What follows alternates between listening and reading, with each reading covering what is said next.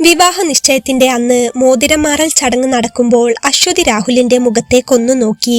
തന്റെ ഭാര്യയാകാൻ പോകുന്നവളുടെ മുഖത്തേക്ക് ഒന്ന് നോക്കുക പോലും ചെയ്യാതെയാണ് രാഹുൽ അവളുടെ വിരലിൽ മോതിരം ചാർത്തിയത്. രാഹുലിന്റെ മുഖം കണ്ടാൽ തന്നെ അറിയാം വലിയ ഗൗരവക്കാരനാണെന്ന്. അത് പെണ്ണ് കാണാൻ വന്നപ്പോൾ തന്നെ അശ്വതിക്ക് മനസ്സിലാവുകയും ചെയ്തിരുന്നു. ആവശ്യത്തിന് മാത്രം സംസാരിക്കുന്ന, മുഖത്തെപ്പോഴും ഗൗരവഭാവം വെച്ചുകൊണ്ടുള്ള പെരുമാറ്റമായിരുന്നു രാഹുലിന്റേത്. പെണ്ണ് കാണൽ ചടങ്ങ് കഴിഞ്ഞ് വളരെ പെട്ടെന്ന് തന്നെ വിവാഹ നിശ്ചയത്തിലേക്ക് എത്തിയതാണ് കാര്യങ്ങൾ. അതുകൊണ്ട് തന്നെ രാഹുലുമായി അശ്വതിക്ക് ഒരടുപ്പമോ ബന്ധമോ ഇല്ല. അച്ഛന്റെ നിർബന്ധമായിരുന്നു പെട്ടെന്ന് തന്നെ കല്യാണം വേണമെന്നുള്ളത്. ആദ്യമായി കാണാൻ വന്നയാളും രാഹുൽ തന്നെ. ഫൈനൽ ഇയർ ഡിഗ്രി എക്സാം കഴിഞ്ഞ് റിസൾട്ട് കാത്തിരിക്കുകയായിരുന്നു അശ്വതി. മുന്നോട്ട് ഇനിയും പഠിക്കണമെന്നും ജോലി നേടണമെന്നുമൊക്കെ അതിയായ ആഗ്രഹമുണ്ടായിരുന്നു അവൾക്ക്. പക്ഷേ ദേഷ്യക്കാരനും കടുംപിടുത്തക്കാരനുമായ അച്ഛന്റെ വാക്കിനു മുന്നിൽ അവൾക്ക് എതിർത്ത് നിൽക്കാൻ കഴിഞ്ഞില്ല. ഇപ്പോ കല്യാണം വേണ്ടെന്ന് അമ്മയോട് കരഞ്ഞു കാലു പിടിച്ചു പറഞ്ഞു നോക്കിയെങ്കിലും അമ്മയും വകവെച്ചില്ല. ഇതുവരെ പഠിച്ചില്ലേ, ഇത്രയൊക്കെ പഠിപ്പ് മതി. പെൺകുട്ടികളെ കല്യാണം കഴിപ്പിച്ച് അയക്കുന്നവരെ അച്ഛനും അമ്മയ്ക്കും ഒരു ബാധ്യത തന്നെയാണ്. നിന്നെ പറഞ്ഞയച്ചിട്ട് വേണം നിന്റെ അനിയനെ പഠിപ്പിച്ചൊരു നല്ല നിലയിലാക്കാൻ. പെൺകുട്ടികളെ എത്രയൊക്കെ പഠിപ്പിച്ചാലും ജോലി വാങ്ങിച്ചാലും അവര് വേറെ വീട്ടിലേക്കുള്ളതാ. അവസാന കാലത്ത് നോക്കാനും മരിച്ചാൽ തലഭാഗം പിടിക്കാനും ആൺകുട്ടിയെ ഉണ്ടാകൂ. മോനെ നന്നായി പഠിപ്പിച്ച് നല്ലൊരു നിലയിലാക്കണം. നിനക്ക് ഇത്രയൊക്കെ മതി. അച്ഛനും അമ്മയും അവളോട് ഒരുപോലെ പറഞ്ഞത് അതാണ്. വീട്ടിലെ മൂത്ത കുട്ടിയാണെങ്കിലും അച്ഛന്റെയും അമ്മയുടെയും ഒരേ ഒരു പെൺകുട്ടിയാണെങ്കിലും അച്ഛനും അമ്മയ്ക്കും എന്നും പ്രിയപ്പെട്ടത് അനിയൻ തന്നെയായിരുന്നു. കുഞ്ഞുനാള് മുതലേ അവരെന്നും ആ തരംതിരിവ് കാണിച്ചിട്ടേ ഉള്ളൂ. വളർത്തിയ കണക്കും ബാധ്യതയുടെ കണക്കും പറഞ്ഞ് പെൺകുട്ടികളെ നടതള്ളുന്ന അച്ഛനമ്മമാരുള്ളിടത്തോളം കാലം അവരുടെ ആഗ്രഹങ്ങൾക്കും സ്വപ്നങ്ങൾക്കും എന്ത് പ്രസക്തി? അച്ഛനും അമ്മയും തീരുമാനിച്ചുറപ്പിച്ച രാഹുലുമായുള്ള ബന്ധത്തിന് സമ്മതിക്കുകയേ അശ്വതിക്ക് നിവർത്തിയുണ്ടായിരുന്നുള്ളൂ. എന്നും അച്ഛന്റെയും അമ്മയുടെയും അവഗണനയും കുറ്റപ്പെടുത്തലുകളും മാത്രം കേട്ട് വളർന്നു വന്ന അവൾക്ക് ആകെയുള്ള ആശ്രയം അവളുടെ മുത്തശ്ശിയായിരുന്നു. എന്നാൽ മുത്തശ്ശി മരിച്ചിട്ടിപ്പോൾ ഒരാണ്ട് തികയാൻ പോകുന്നു. ശരിക്കു പറഞ്ഞാൽ 1 വർഷമായി തന്റെ സങ്കടങ്ങളും വിഷമങ്ങളും ഒന്നും തുറന്നു പറയാൻ ആരുമില്ലാതെ അവൾ ഒറ്റപ്പെട്ട് ജീവിക്കുന്നു. വിരലിൽ മോതിരം അണിയിച്ചു കഴിഞ്ഞ് രാഹുലിന്റെ മുഖത്തേക്ക് നോക്കുമ്പോൾ അവളുടെ ഉള്ളം പിടയുകയായിരുന്നു. വളരെ ഗൗരവത്തോടെ ഒരു വിവാഹ നിശ്ചയമാണെന്ന വിധത്തിലുള്ള യാതൊരു മുഖഭാവവും ഇല്ലാതെ നിൽക്കുന്ന രാഹുലിനെ കണ്ടപ്പോൾ അവൾക്ക് അധികം പേടി തോന്നി. ഇനിയുള്ള തന്റെ ജീവിതം ഈ ആളിന്റെ കൂടെയാണ്. ഒന്ന് മുഖത്ത് പോലും നോക്കാതെ ദേഷ്യത്തോടെ നിൽക്കുന്ന ഈ ആൾ എന്നെ സ്നേഹിക്കുമോ ദൈവമേ? പന്തലിൽ നിൽക്കുമ്പോഴും അവളുടെ നെഞ്ച് പടപടായി ഇടിക്കുകയായിരുന്നു. കണ്ണുകൾ മെല്ലെ ഈറനണിയുന്നുണ്ടായിരുന്നു. എങ്കിലും ആരും കാണാതിരിക്കാനായി അവൾ അവളുടെ കണ്ണുനീർ വിയർപ്പ് തുള്ളികൾക്കൊപ്പം വേഗത്തിൽ തുടച്ചു. മോതിരം മാറൽ ചടങ്ങ് കഴിഞ്ഞ് രാഹുൽ അവൾക്കൊരു ഫോൺ കൈമാറി. ഉള്ളിൽ സന്തോഷമില്ലെങ്കിലും ചുണ്ടിൽ ചെറിയൊരു ചിരി വരുത്തിക്കൊണ്ട് അവൾ ആ ഫോൺ കയ്യിൽ വാങ്ങി. രാഹുലിന്റെ അപ്പച്ചിയുടെ മകൾ ചോക്ലേറ്റ് ബോക്സും രാഹുലിന്റെ അമ്മ വസ്ത്രത്തിന്റെ കവറും സ്നേഹത്തോടെ അവൾക്ക് കൈമാറി. ചടങ്ങുകളും ഭക്ഷണവും എല്ലാം കഴിഞ്ഞ് എല്ലാവരും പോകാൻ ഇറങ്ങുമ്പോഴും അവൾ ഇടയ്ക്ക് രാഹുലിനെ നോക്കുന്നുണ്ടായിരുന്നു. എന്നാൽ അവൻ മറ്റാരോടൊക്കെയോ സംസാരിക്കുന്ന തിരക്കിലായിരുന്നു. ഇടയ്ക്ക് അവന്റെ നോട്ടം ഒന്ന് അവളിലേക്ക് പതിഞ്ഞെങ്കിലും ശ്രദ്ധിച്ചു നോക്കാതെ അവൻ ആ നോട്ടം മാറ്റിക്കളയുകയും ചെയ്തു. ആകെ കൂടെ എന്തൊക്കെയോ വിഷമത്തിലായിരുന്നു അശ്വതി. പോട്ടെ മോളെ, ഫോണിൽ സിം ഇട്ടിട്ടുണ്ട്. അമ്മ വീട്ടിലെത്തിയിട്ട് വിളിക്കാം കേട്ടോ. വിറച്ചു തണുത്തിരിക്കുന്ന അവളുടെ കൈകളിൽ മെല്ലെ പിടിച്ചുകൊണ്ട് രാഹുലിന്റെ അമ്മ അവളോട് പറഞ്ഞു. തീക്കനലിലേക്ക് പച്ചവെള്ളം കോരി ഒഴിക്കുന്ന പോലെ ചെറിയൊരാശ്വാസം അവന്റെ അമ്മയുടെ സംസാരം കേട്ടപ്പോൾ അവൾക്ക് തോന്നി. അവൾ അമ്മയെ നോക്കി സ്നേഹത്തോടെ ചിരിച്ചു. അമ്മ വിളിക്കാൻ കേട്ടോ. നിശ്ചയം കഴിയാത്തതുകൊണ്ടാ ഇതുവരെ വിളിക്കാതിരുന്നത്. ഇനി അമ്മയ്ക്ക് ധൈര്യമായി വിളിക്കാലോ. എന്നാൽ ഞങ്ങൾ ഇറങ്ങുകയാണ് ട്ടോ മോളെ. മോള് ചെന്ന് ഡ്രസ്സൊക്കെ മാറിക്കോളൂ. നല്ല ചൂടാ. ഈ കല്ല് പിടിപ്പിച്ച ഡ്രസ്സൊക്കെ ഇട്ട് നിന്നാൽ തന്നെ ദേഹം വിയർക്കും. അമ്മ എന്നും വിളിക്കാട്ടോ. മോൾ ഒന്നുകൊണ്ടും പേടിക്കണ്ട. ഇനി മുതൽ എല്ലാത്തിനും അമ്മ ഉണ്ടാകും കൂടെ. കല്യാണം കഴിഞ്ഞു വന്നാലും അമ്മ സ്വന്തം മോളെ പോലെ നോക്കും. എനിക്കൊരു പെൺകുട്ടി ഇല്ലാത്തതാ. വളരെ ലാളിത്യത്തോടെ വളരെ വിനയത്തോടെയുള്ള അമ്മയുടെ വാക്കുകൾ കേട്ടപ്പോൾ അവൾക്ക് മനസ്സിന് വല്ലാത്ത ആശ്വാസം തന്നെ തോന്നി. ആ പന്തലിൽ അത്ര നേരം നിന്നിട്ടും ആരും തന്നോട് സ്നേഹത്തോടെ ഒന്ന് സംസാരിക്കുക പോലും ചെയ്തിട്ടില്ല. രാഹുലിന്റെ വീട്ടിൽ നിന്ന് വന്ന വിരുന്നുകാരൊക്കെ ചിരിക്കുകയും പരിചയപ്പെടുകയും ഒക്കെ ചെയ്തിട്ടുണ്ടെങ്കിലും അമ്മ സംസാരിച്ച അത്ര അടുപ്പം അവൾക്ക് ആരോടും തോന്നിയിരുന്നില്ല. പ്രത്യേകിച്ച് രാഹുലിനോട്. ഒരാളെങ്കിലും തന്നോട് സ്നേഹത്തോട് സംസാരിച്ചല്ലോ. അമ്മയുടെ വാക്കുകൾ കേട്ടപ്പോൾ അവളുടെ കണ്ണുകൾ നിറഞ്ഞു വന്നിരുന്നു. അവൾ അമ്മയെ നോക്കി സ്നേഹത്തോടെ ചിരിച്ചു. ഞങ്ങൾ ഇറങ്ങട്ടെ മോളെ. അപ്പോൾ രാഹുലിന്റെ അച്ഛനും അവൾക്കരികിലേക്ക് വന്ന് അവളോട് സ്നേഹത്തോടെ പറഞ്ഞു. അവൾ അപ്പോൾ അച്ഛന്റെ മുഖത്തേക്കൊന്നു നോക്കി. കാഴ്ചയിൽ ഒരു പാവം മനുഷ്യൻ. മുഖത്ത് നിറഞ്ഞ ചിരിയുണ്ടായിരുന്നു. തന്റെ അച്ഛന്റെ മുഖത്തൊന്നും ഇതുവരെ കണ്ടിട്ടില്ലാത്തൊരു വാത്സല്യം നിറഞ്ഞ ചിരി. അച്ഛൻ അപ്പോൾ അച്ഛന്റെ പോക്കറ്റിൽ നിന്ന് 500ന്റെ കുറച്ച് നോട്ടുകൾ എടുത്ത് ആരും കാണാതെ അശ്വതിയുടെ കൈകളിലേക്ക് വെച്ചുകൊടുത്തു. പെട്ടെന്ന് അച്ഛൻ തന്റെ കൈ പിടിച്ച് തന്റെ കയ്യിൽ അത് ഏൽപ്പിച്ചപ്പോൾ എന്താണെന്നറിയാതെ അശ്വതി അവളുടെ കൈയിലേക്ക് നോക്കി. എന്താ ഇതച്ഛാ, ഇത് വേണ്ടിയിരുന്നില്ല, അവൾ മെല്ലെ പറഞ്ഞു. സാരമില്ല, ആരും കാണണ്ട, കുട്ടി വെച്ചോളൂ. അച്ഛൻ അവളോട് ആരും കേൾക്കാതെ പതിയെ പറഞ്ഞു. അയ്യോ അച്ഛാ വേണ്ട. അവൾ അത് അച്ഛന്റെ കയ്യിലേക്ക് തിരികെ ഏൽപ്പിക്കാൻ ശ്രമിച്ചു. ഏയ്, അച്ഛൻ ഇത് വാങ്ങിക്കില്ലാട്ടോ. മോൾക്ക് ഇഷ്ടമുള്ളത് എന്താണെന്ന് വെച്ചാൽ വാങ്ങിച്ചോളൂ. അച്ഛൻ അറിയില്ല ഇപ്പോഴത്തെ കുട്ടികളുടെ ഇഷ്ടമൊന്നും. മോള് വെച്ചോളൂ, അച്ഛന് തരാൻ മോളല്ലേ ഉള്ളൂ. അച്ഛൻ അത് പറഞ്ഞ് അവളുടെ പുറത്ത് സ്നേഹത്തോടെ ഒന്ന് തട്ടി. ശരിക്കു പറഞ്ഞാൽ അത്ര നേരം പിടിച്ചമർത്തി വെച്ചിരുന്ന സങ്കടമെല്ലാം പുറത്തേക്ക് വന്നു പോവുകയായിരുന്നു അശ്വതിക്ക്. രാഹുലിന്റെ പെരുമാറ്റവും അവഗണനയും ഒക്കെ കണ്ടപ്പോൾ വീട്ടിലെ അതേ സ്ഥിതി തന്നെയായിരിക്കും തനിക്ക് തുടർന്നും ഉണ്ടാവുക എന്ന് പേടിച്ചു നിൽക്കുകയായിരുന്നു അവൾ. എന്നാൽ അതിൽ നിന്നൊക്കെ വിപരീതമായി രാഹുലിന്റെ അച്ഛനും അമ്മയും വളരെ സ്നേഹത്തോടെയാണ് അവളോട് പെരുമാറുന്നത്. അശ്വതിയുടെ കണ്ണുകൾ മെല്ലെ നിറയാൻ തുടങ്ങി. ഇറങ്ങട്ടെ മോളെ, അച്ഛൻ ഒരിക്കൽ കൂടി അവളോട് സ്നേഹത്തോടെ പറഞ്ഞു. സന്തോഷവും സങ്കടവും തുളുമ്പി നിൽക്കുന്ന ഭാവത്തോടെ അവൾ അച്ഛനോട് തലയാട്ടി. ശരി മോളെ, ഞങ്ങൾ ഇറങ്ങട്ടെ, അമ്മയും അവളോട് ഒരിക്കൽ കൂടി പറഞ്ഞു. അവൾ അമ്മയെ നോക്കി സ്നേഹത്തോടെ ചിരിച്ചു. രാഹുൽ അപ്പോൾ ഫോണിൽ നോക്കി നിൽക്കുകയായിരുന്നു. എടാ, നീ എന്താ ഈ നോക്കുന്നത്? മോളോട് പോയിട്ട് വരാമെന്ന് പറ. അമ്മ അവനെ ഒന്ന് ചെറുതായി തട്ടിക്കൊണ്ട് പറഞ്ഞു. അമ്മ തട്ടിയപ്പോൾ അവൻ മെല്ലെ ഒന്ന് തല ഉയർത്തി. പോട്ടെ, അവൻ അശ്വതിയെ നോക്കി പറഞ്ഞു. ചിരിച്ചുകൊണ്ട് സ്നേഹത്തോടെയുള്ള ഒരു പറച്ചിലല്ലായിരുന്നു അത് എങ്കിലും അവൻ അത് പറഞ്ഞപ്പോൾ അശ്വതി അവനെ നോക്കി തലയാട്ടി. അപ്പോൾ തന്നെ അവരെല്ലാവരും അവിടെ നിന്ന് ഇറങ്ങി. വിരുന്നുകാരെല്ലാം മുൻപിലെ വണ്ടിയിൽ കയറി. വണ്ടി സ്റ്റാർട്ടായി. രാഹുലും അച്ഛനും അമ്മയും പിറകിലെ കാറിലാണ് കയറിയത്. കാർ മുൻപോട്ടെടുത്തപ്പോൾ രാഹുലിന്റെ അമ്മ അവളെ നോക്കി ടാറ്റ കാണിച്ചു. അവൾ അമ്മയ്ക്ക് ടാറ്റ കാണിച്ചുകൊണ്ട് അവിടെ അങ്ങനെ നിന്നു. കാർ അല്പം കൂടി മുൻപിലേക്ക് എത്തിയപ്പോൾ ഫ്രണ്ട് സീറ്റിൽ ഇരിക്കുന്ന രാഹുൽ ഒന്ന് അവളെ തിരിഞ്ഞു നോക്കി. അവൻ തിരിഞ്ഞു നോക്കിയപ്പോൾ അവൾക്ക് എന്തോ ഒരു സന്തോഷം തോന്നി. എന്നാൽ അവൻ അവളോടൊന്ന് തല കുലുക്കുക പോലും ചെയ്യാതെ അപ്പോൾ തന്നെ മുൻപിലേക്ക് നോക്കി. എങ്കിലും അവനൊന്ന് നോക്കിയല്ലോ എന്ന ഒരു സന്തോഷമുണ്ടായിരുന്നു അശ്വതിക്കപ്പോൾ. അവരുടെ കാർ അങ്ങ് ദൂരെ മറയുവോളം അവൾ അവിടെ നോക്കി നിന്നു. അശ്വതി അപ്പോൾ തന്നെ റൂമിൽ ചെന്ന് ഡ്രസ്സെല്ലാം മാറി. വൈകുന്നേരത്തോടു കൂടി ബന്ധുക്കാരും അയൽവാസികളുമെല്ലാം അവിടെ നിന്ന് തിരികെ പോയി. ശേഷം രാത്രി നിശ്ചയ സമയത്ത് രാഹുൽ കൈമാറിയ ഫോണിലെ ആപ്പുകളെല്ലാം നോക്കിക്കൊണ്ടിരിക്കുകയായിരുന്നു അശ്വതി. ഇന്നുവരെ തനിക്കൊരു നല്ല ഫോൺ ഉണ്ടായിരുന്നില്ല. അനിയൻ പുതിയ ഫോൺ വാങ്ങിയപ്പോൾ ഒഴിവാക്കിയ വളരെ പഴയ ഒരു സെറ്റ് ഉണ്ടായിരുന്നു കയ്യിൽ. ടച്ച് ആയിരുന്നെങ്കിലും പഴക്കം ചെന്നതും പൊട്ടിയതുമായിരുന്നു അത്. രാഹുൽ കൊടുത്ത പുതുപുത്തൻ ഫോണിൽ അവൾ ആകാംക്ഷയോടെ നോക്കുകയായിരുന്നു. നല്ല വിലയുള്ള ഫോണാ, അവൾ മനസ്സിലോർത്തു. അവൾക്ക് ആ ഫോൺ നന്നേ ഇഷ്ടപ്പെട്ടിരുന്നു. അതേസമയം രാഹുലിന്റെ മുഖം ഓർക്കുമ്പോൾ പേടിയും അച്ഛന്റെയും അമ്മയുടെയും മുഖം ഓർക്കുമ്പോൾ സന്തോഷവും അവൾക്കുണ്ടായിരുന്നു. എങ്കിലും ഫോണൊക്കെ തന്ന സ്ഥിതിക്ക് ആളൊന്ന് വിളിക്കുമായിരിക്കും, അവൾ മനസ്സിൽ പ്രതീക്ഷിച്ചു. എന്നാൽ അപ്പോൾ അപ്പുറത്ത് ഹാളിലിരുന്ന് അശ്വതിയുടെ അച്ഛനും അമ്മയും കല്യാണ ചിലവുകളെ കുറിച്ചൊക്കെ സംസാരിക്കുകയായിരുന്നു. അവർക്ക് വലിയ ഡിമാൻഡ് ഒന്നും ഇല്ല എന്നല്ലേ പറഞ്ഞത്? സ്ത്രീധനം ഒട്ടും ചോദിച്ചിട്ടുമില്ല. ലോൺ എടുത്തും കടം വാങ്ങിയും ഒന്നും ധാരാളം കൊടുക്കണ്ട. കയ്യിലും കൈത്തിലും നമ്മളെ കൊണ്ടാവുന്നത് ഇട്ടങ്ങ് അയക്കാം. വെറുതെ കടവും കടപ്പാടുമാക്കി വെച്ച് പെണ്ണിനെ പറഞ്ഞയച്ചിട്ട് ബാക്കി കാര്യങ്ങൾ നമ്മൾ തന്നെ നോക്കണ്ടേ? ഒന്ന് വയ്യാതെ കിടപ്പിലായാൽ ലോൺ അടയ്ക്കാൻ പറ്റുകയുമില്ല, ഉള്ള സമാധാനം പോവുകയും ചെയ്യും. അത് മാത്രമാണോ? മോന്റെ പഠിപ്പിനും കാര്യങ്ങൾക്കുമൊക്കെ നല്ലൊരു പൈസ തന്നെ വേണ്ടേ? ഒക്കെ കൂടെ കണക്കുകൂട്ടി ഒരു പാകത്തിന് എന്തെങ്കിലും കൊടുത്തുവിടാം. അതുമല്ല, കല്യാണത്തോടെ തീരില്ലല്ലോ ചിലവ്. കല്യാണം കഴിഞ്ഞ് വിശേഷമൊക്കെ ആയാൽ വയറ് കാണൽ ചടങ്ങ്, പ്രസവച്ചിലവ്, കുഞ്ഞിനെന്തെങ്കിലും കൊടുക്കല്, അങ്ങനെ ചിലവുകൾ ധാരാളം കിടക്കുകയാണ്. അതുകൊണ്ട് കയ്യിലുള്ളതൊക്കെ കൂടെ എടുത്ത് ചിലവാക്കണ്ട. നമുക്കും വേണ്ടേ കയ്യിൽ എന്തെങ്കിലും സമ്പാദ്യം? എല്ലാം ഏറ്റവും കുറഞ്ഞ രീതിയിൽ മതി. അച്ഛനും അമ്മയും കല്യാണ ചിലവിനെ കുറിച്ചുള്ള കാര്യങ്ങൾ സംസാരിക്കുന്നത് അവൾക്ക് റൂമിലേക്ക് കേൾക്കാമായിരുന്നു. കുറെ നേരമായുള്ള അവരുടെ സംസാരം അശ്വതി കേൾക്കുന്നുണ്ടായിരുന്നെങ്കിലും അവൾക്ക് വലിയ വിഷമമൊന്നും തോന്നിയില്ല. കാരണം ഇതൊക്കെ കുഞ്ഞുനാള് മുതലേ കേൾക്കുന്നതാണ്. ഇതിലെന്താണ് ഇനി ഇത്ര വലിയ പുതുമ?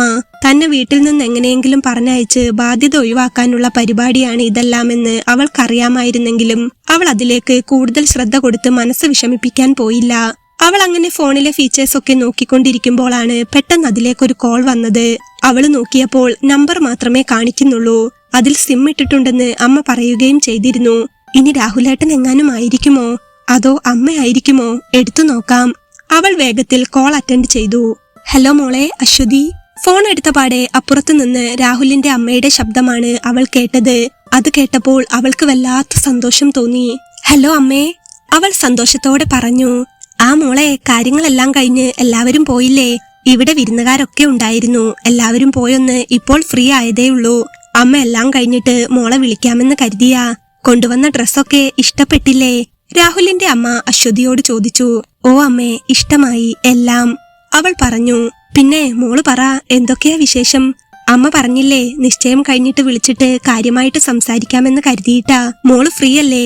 അമ്മ അവളോട് ചോദിച്ചു. അതെ അമ്മേ, ഞാൻ ഫ്രീ ആണ്. അമ്മ എന്തെടുക്കുവാ? ഭക്ഷണം കഴിച്ചായിരുന്നോ? അശ്വതി അമ്മയോട് ചോദിച്ചു. ഇല്ല മോളെ, ഭക്ഷണം കഴിക്കണം. അച്ഛൻ ഇവിടെ നിൽപ്പുണ്ട്, ഞാനൊന്ന് അച്ഛന്റെ അടുത്ത് കൊടുക്കാട്ടോ. അമ്മ അത് പറഞ്ഞ് ഫോൺ വേഗത്തിൽ രാഹുലിന്റെ അച്ഛന്റെ കയ്യിൽ കൊടുത്തു. ഹലോ മോളെ. അച്ഛൻ ഫോൺ കയ്യിൽ വാങ്ങി. ശേഷം അവളോട് അല്പനേരം സ്നേഹത്തോടെ സംസാരിച്ചു. എന്നിട്ട് വീണ്ടും ഫോൺ അമ്മയ്ക്ക് കൈമാറി. അമ്മ അപ്പോൾ അവളോട് ഓരോ വിശേഷങ്ങളെല്ലാം പറഞ്ഞു തുടങ്ങി. അമ്മയുടെയും അച്ഛന്റെയും സംസാരം കേൾക്കുമ്പോൾ അവരോട് കൂടുതൽ നേരം സംസാരിച്ചിരിക്കാൻ തോന്നുന്നുണ്ടായിരുന്നു അശ്വതിക്ക്. എന്തോ ഇന്നുവരെ ആരോടും തോന്നാത്തൊരടുപ്പവും സ്നേഹവും ഒക്കെ അവൾക്ക് അവരോട് വേണ്ടുവോളം തോന്നുന്നുണ്ടായിരുന്നു. അപ്പോഴും രാഹുലേട്ടൻ എന്തായിരിക്കും തന്നോടൊരു ദേഷ്യം കാണിക്കുന്നത് എന്ന സംശയം അവളുടെ ഉള്ളിൽ ബാക്കിയായിരുന്നു. രാഹുലേട്ടൻ അവിടെ ഇല്ലേ അമ്മേ? സംസാരത്തിനിടയിൽ അശ്വതി അമ്മയോട് ചോദിച്ചു. ഉണ്ടു മോളെ, അവിടെ നിശ്ചയത്തിന് വന്ന അവന്റെ കൂട്ടുകാരന്മാരൊക്കെ കുറച്ചു നേരത്തെ പോയേ ഉള്ളൂ. ഇപ്പോൾ അവൻ റൂമിലുണ്ട്. മോളെ വിളിച്ചില്ലായിരുന്നോ? ഞാൻ അവനോട് വിളിക്കാൻ പറഞ്ഞിരുന്നു, അമ്മ പറഞ്ഞു. ഇല്ല, വിളിച്ചില്ല, അശ്വതി അമ്മയോട് അല്പം വിഷമത്തോടെ പറഞ്ഞു. എന്നാൽ ഫ്രീ ആയിട്ട് വിളിക്കാമെന്ന് കരുതിയിട്ടാവും. അവൻ വിളിക്കും കേട്ടോ, അമ്മ പറഞ്ഞപ്പോൾ അവൾക്ക് അമ്മയോട് എന്തൊക്കെയോ ചോദിക്കണമെന്നുണ്ടായിരുന്നു. പക്ഷേ ചോദിച്ചാൽ അമ്മയ്ക്ക് ഇഷ്ടപ്പെടുമോ എന്ന് അവൾക്കറിയില്ലായിരുന്നു. എങ്കിലും അവൾ അല്പം പേടിയോടെയാണെങ്കിലും അമ്മയോട് മെല്ലെ ചോദിച്ചു. അമ്മേ, രാഹുലേട്ടന് ഈ കല്യാണത്തിന് ഇഷ്ടക്കുറവ് എന്തെങ്കിലും ഉണ്ടോ? അവൾ അത് ചോദിച്ചു കേട്ടപ്പോൾ അമ്മയ്ക്ക് പെട്ടെന്ന് എന്തോ പോലെയായി. രാഹുലിന്റെ സ്വഭാവം വെച്ച് അവൾ അത് ചോദിച്ചതിൽ ഒരു തെറ്റുമില്ലെന്ന് അമ്മയ്ക്ക് അറിയാമായിരുന്നു. ഇല്ലല്ലോ മോളെ, അവൻ ഇഷ്ടക്കുറവുണ്ടെങ്കിൽ അവൻ കല്യാണത്തിന് സമ്മതിക്കില്ലല്ലോ. എന്തു തോന്നി മോളെ അങ്ങനെ ചോദിക്കാൻ? അത് അമ്മേ, ഏട്ടൻ എന്റെ അടുത്ത് അങ്ങനെ സംസാരിക്കുകയൊന്നും ചെയ്തില്ല. പിന്നെ എനിക്കറിയില്ല, അപ്പോൾ നിശ്ചയത്തിന്റെ തിരക്കിലായിട്ടായിരിക്കുമെന്ന് കരുതുന്നു. ഇന്ന് വിളിക്കുമായിരിക്കുമല്ലേ? അശ്വതി ചോദിച്ചപ്പോൾ അമ്മയ്ക്ക് കാര്യം വ്യക്തമായി. അയ്യോ പൊന്നു മോളെ, മോളൊന്നും കരുതല്ലേ കേട്ടോ. അവൻ ഇഷ്ടക്കുറവുണ്ടായിട്ടോ മോളെ ഇഷ്ടപ്പെടാഞ്ഞിട്ടോ ഒന്നുമല്ല. അവന്റെ ഒരു പ്രകൃതം അങ്ങനെയാണ്. ഉള്ളിലൊന്നും ഉണ്ടായിട്ടല്ല കേട്ടോ. പുറമെ അങ്ങനെ സോഫ്റ്റായി പെരുമാറാൻ അവൻ അറിയില്ല. എന്നാൽ ഒരു പാവത്താനാ, ശുദ്ധ മനസ്സാ. അവന് മോളെ വലിയ പരിചയമില്ലല്ലോ. ചിലപ്പോൾ ചെറിയ ചമ്മൽ എന്തെങ്കിലും കാണും. അവൻ വിളിച്ചോളും. കുട്ടി അതൊന്നും ഓർത്ത് മനസ്സ് വിഷമിപ്പിക്കല്ലേ, അമ്മ അവളോട് പറഞ്ഞു. അമ്മ പറഞ്ഞത് കേട്ടപ്പോൾ കുറച്ച് ആശ്വാസം തോന്നിയെങ്കിലും അശ്വതിയുടെ മനസ്സിൽ രാഹുലിന്റെ മുഖമുണ്ടായിരുന്നു. പിന്നെ മോളെ, അമ്മ മോളോട് പറഞ്ഞില്ലെന്നേ ഉള്ളൂ, അവന്റെ ഉറപ്പിച്ചു വെച്ചൊരു കല്യാണം മുടങ്ങിപ്പോയതാ. അങ്ങോട്ടും ഇങ്ങോട്ടും കണ്ട് സംസാരിച്ച് വീട്ടുകാരെല്ലാം പറഞ്ഞു ഉറപ്പിച്ചിരുന്നു. നിശ്ചയം വരെ എത്തിയതായിരുന്നു. അവനും വലിയ താല്പര്യമായിരുന്നു. പിന്നെ പെട്ടെന്ന് അവരാ ബന്ധം ഒഴിഞ്ഞു. അതിന്റെ ചെറിയൊരു ബുദ്ധിമുട്ട് അവനുണ്ട്. അവനെ ആ കല്യാണം കഴിക്കാൻ വേണ്ടി നിർബന്ധിച്ചത് ഞാൻ തന്നെയാണ്. ഞാൻ തന്നെ കണ്ടെത്തിയ ബന്ധവുമായിരുന്നു. എല്ലാം ഉറപ്പിച്ചു കഴിഞ്ഞ ശേഷം അവര് ബന്ധമൊഴിഞ്ഞപ്പോൾ എല്ലാവരോടും മറുപടി പറയണ്ടേ? അവൻ ആകെ നാണക്കേട് തോന്നി. പിന്നെ അവൻ ഇപ്പോഴൊന്നും ഒരു കല്യാണത്തിന് താല്പര്യമില്ലായിരുന്നു.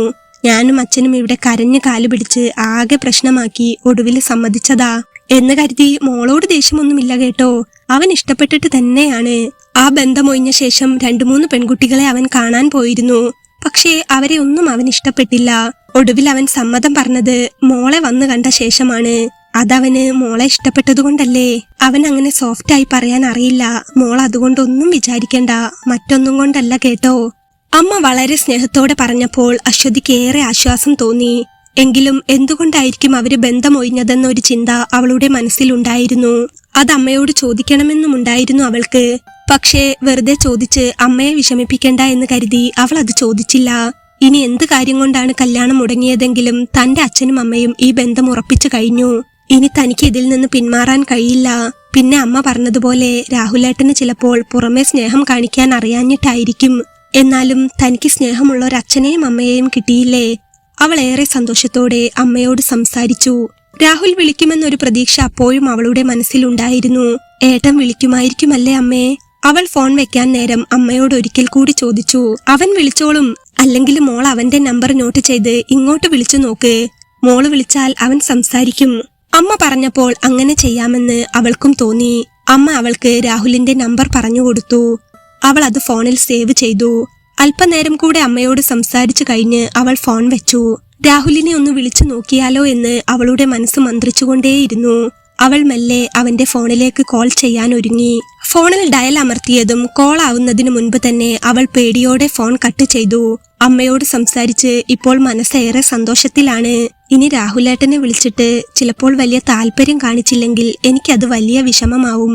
അത് കരുതി അവൾ അവനെ വിളിക്കാൻ ഒന്നും മടിച്ചു. ആള് ഫ്രീ ആകുമ്പോൾ ഇങ്ങോട്ട് വിളിക്കട്ടെ എന്ന് കരുതി അവൾ പിന്നെ അവനെ വിളിച്ചതുമില്ല.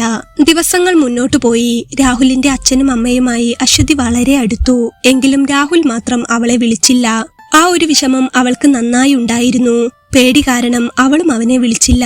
എങ്കിലും കല്യാണ ദിവസം അടുത്തപ്പോഴും രാഹുൽ ഒന്ന് വിളിക്കാതിരുന്നപ്പോൾ അവൾക്ക് പിന്നെ ടെൻഷൻ ആകാൻ തുടങ്ങി. എന്തായാലും ഒന്ന് വിളിച്ചു നോക്കാം, എനിക്കൊന്ന് സംസാരിച്ചേ പറ്റൂ എന്ന് കരുതി മടിച്ചുകൊണ്ടാണെങ്കിലും ഒരു ദിവസം രാവിലെ അവൾ അവനെ കോൾ ചെയ്തു. ഫോൺ റിങ് ചെയ്തു തുടങ്ങിയപ്പോൾ അവളുടെ നെഞ്ച് പടപടാ എന്ന് ഇടിക്കാൻ തുടങ്ങിയെങ്കിലും ധൈര്യം സംഭരിച്ചുകൊണ്ട് അവൾ നിന്നു. ഹലോ. അപ്പുറത്ത് രാഹുലിന്റെ ശബ്ദം കേട്ടപ്പോൾ അവൾ ഒന്ന് ഞെട്ടിപ്പോയി. ഹലോ. വിറയലോടെയാണ് അവൾ ഹലോ പറഞ്ഞത്. ശബ്ദം കേട്ടപ്പോൾ അത് അശ്വതിയാണെന്ന് അവന് മനസ്സിലായി. ഞാൻ അശ്വതിയാ, അവൾ പറഞ്ഞു. ആ ഹലോ, പറഞ്ഞോളൂ. അപ്പുറത്തു നിന്ന് രാഹുലിന്റെ ശബ്ദം അല്പം ഗൗരവമേറിയതായിരുന്നു. ഞാൻ വിളിച്ചത് ബുദ്ധിമുട്ടായോ? അവൾ അപ്പോൾ അവനോട് ചോദിച്ചു.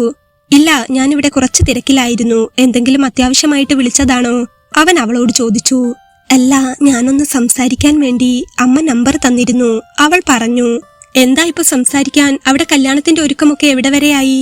അവൻ ഒട്ടും ഗൗരവം വിടാതെ ചോദിച്ചു. ഒരുക്കം ഇവിടെ പന്തലിടാൻ പറമ്പൊക്കെ വൃത്തിയാക്കിക്കൊണ്ടിരിക്കുകയാ, അവൾ പറഞ്ഞു. ഇവിടെയും അല്പം തിരക്കിലാണ്, ഞാൻ പിന്നെ വിളിക്കാം. രാഹുൽ പറഞ്ഞപ്പോൾ അവന് ഫോൺ വെക്കാൻ ഏറെ ധൃതിയുണ്ടെന്ന് അവൾക്ക് തോന്നി. ഇതെന്താ ഇങ്ങനെ ഒന്നും സംസാരിക്കുന്നില്ലല്ലോ, അവൾ മനസ്സിലോർത്തു. എന്നെ വിളിക്കുമോ ഇടയ്ക്കൊന്ന്? അവൾ അവനോട് മെല്ലെ ചോദിച്ചു. ആ, ഞാൻ ഫ്രീ ആകുമ്പോൾ വിളിക്കണമെന്ന് കരുതാറുണ്ട്, ഒഴിവ് കിട്ടാറില്ല. ശരി, അവൻ അത് പറഞ്ഞ് വേഗത്തിൽ ഫോൺ വെച്ചു. അവൻ ഫോൺ കട്ട് ചെയ്തു പോയപ്പോൾ അശ്വതി ഫോൺ ചെവിയിൽ തന്നെ വെച്ചുകൊണ്ട് അങ്ങനെ നിൽക്കുകയായിരുന്നു. തന്റെ മറുപടിക്ക് പോലും കാത്തു നിൽക്കാതെ രാഹുൽ ഫോൺ കട്ട് ചെയ്തു പോയപ്പോൾ അവൾക്ക് ആകെ വല്ലാതെ ആയിരുന്നു. ഞാൻ വിളിച്ചത് ഇഷ്ടപ്പെട്ടില്ലെന്ന് തോന്നുന്നു, വിളിക്കണ്ടായിരുന്നു. ഇതെന്താ ആളിങ്ങനെ? ഒഴിവ് കിട്ടാത്തതുകൊണ്ടാണ് വിളിക്കാത്തത് എന്ന് പറഞ്ഞു. എന്റെ കൂട്ടുകാരികളെ കല്യാണം കഴിക്കാൻ പോകുന്ന പയ്യന്മാരൊക്കെ ദിവസം എത്ര തവണ അവരെ വിളിക്കും? അല്ലെങ്കിലും കല്യാണം ഉറപ്പിച്ച കുട്ടിയെ ആരാ വിളിക്കാതിരിക്കുക?